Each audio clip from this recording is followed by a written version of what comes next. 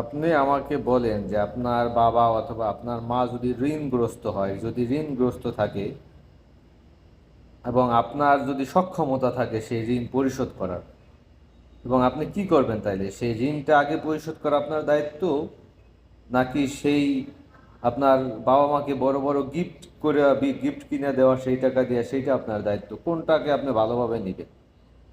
আপনি আপনার মাকে 5 লাখ টাকা দিয়া গহনা কিনে দিতেছেন, বা 1 কোটি 1.5 কোটি টাকা দিয়ে গাড়ি কিনে দিতেছেন, অথচ তারা ঋণগ্রস্ত।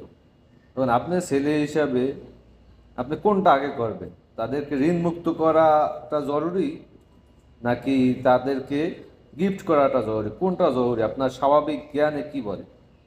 আপনি আমাকে বলেন যে আপনার তো বিবেক আছে, বিবেক কি বলে? মানে আপনার বাবা দেখতেছেন ঋণগ্রস্ত, সে দীর্ঘদিন যাবৎ আপনাদেরকে খাওয়ান পরানোর উদ্দেশ্যে সে একটা ব্যবসা প্রতিষ্ঠান